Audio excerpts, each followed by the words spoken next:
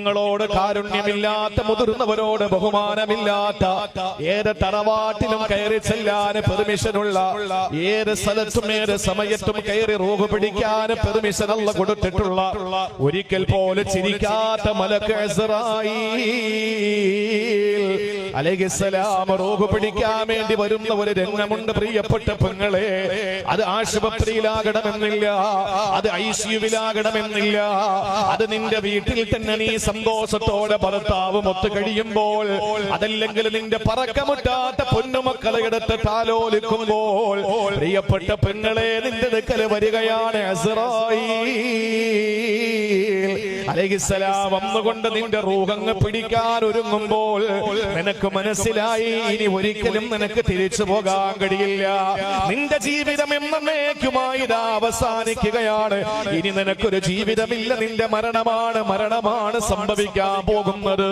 നിന്റെ വലത് കാല് ഇടത് കാലിനോട് സലാം പറയുകയാണ്, വലത് കൈ ഇടത് കൈയോട് സലാം പറയുകയാണ്. ആ സമയത്ത് ഖുർആനെ പരിചയപ്പെടുത്തുന്ന പല ഭാഗങ്ങളുണ്ട്.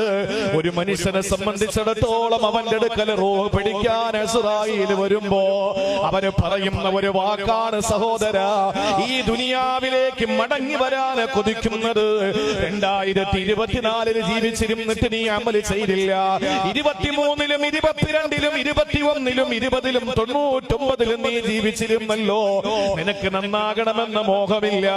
ഇനി 2030 നിനക്ക് ജീവിതത്തിൽ സൽക്കർമ്മം ചെയ്യണമെന്ന മോഹം വരൂല. പക്ഷേ നീ ആഗ്രഹിക്കുന്നത് എപ്പോഴെന്നറിയോ? ഈ ആരോഗ്യവും ഈ സമ്പത്തും എല്ലാ സൗകര്യങ്ങളും അല്ലാഹു തരുമ്പോ ഇപ്പോഴൊന്നും നിനക്ക് അമല് ചെയ്യണമെന്ന മോഹം വരില്ല പെങ്ങളെ. എപ്പോഴാ നീ ആഗ്രഹിക്കുന്നത്? ഹത്താ ഇദാ ജാഅഹദഹുമുൽ മൗത്ത്, ഇതാ മരണത്തിന്റെ മാലാഖ ഇറങ്ങി വരികയാണ്. ആ സമയത്ത് നീ പറയുന്ന പടച്ചവനോട് ഖാല റബ്ബിർജിഊ, അല്ലാഹുവേ തിരിച്ചൊന്ന് വിളിക്കുമോ അസ്രായീലിനെ, ഒന്ന് മടക്കി വിളിക്കുമോ ഖാബിദുൽ അർവാഹിനെ? എന്തിനാണ്? ലഅല്ലി അഅമലു സ്വാലിഹൻ ഫീമാ തറക്തു, ഇവിടെ ഞാൻ ദുനിയാവിൽ ചെയ്യാത്ത കുറെ കർമ്മങ്ങളുണ്ട്.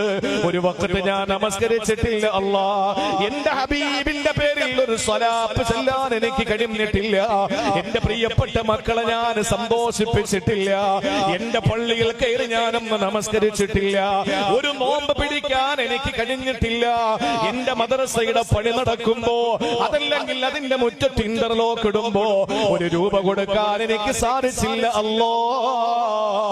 അന്ന് ഞാൻ വേണ്ടെന്ന് വെച്ച് തമ്പുരാനെ